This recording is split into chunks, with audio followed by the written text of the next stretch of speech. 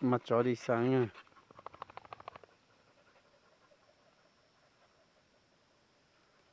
Con này ai dạo được hơn 10 triệu là có thể là cho ra giá đấy, nhưng mà không thì mình để lại nuôi.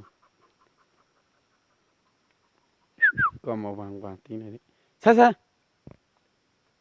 Đấy, đi. Sự.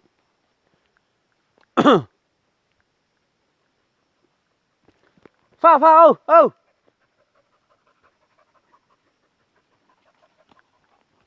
Con này có đầu cứng, đầu đảng nha.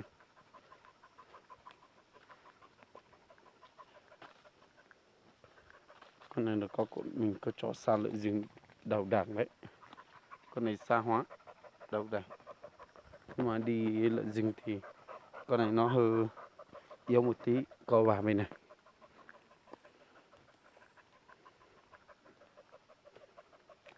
Nhưng mà có anh em nào thích thì alo cho mình nhá. Hoặc là bình luận ở dưới cho mình.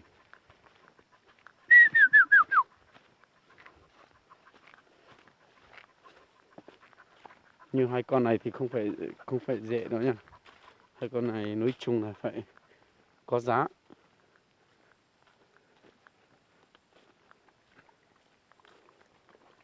Mình đi lúc nào là nó đi lúc đấy.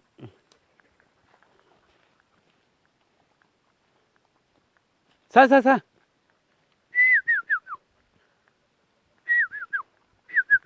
Shô shô shô xịu shô. Ô ô. Xa xa shô shô. Shô shô shô shô shô. Đấy, lại ra bên này này. Có hai con không thấy về. Cái này đổi con gì.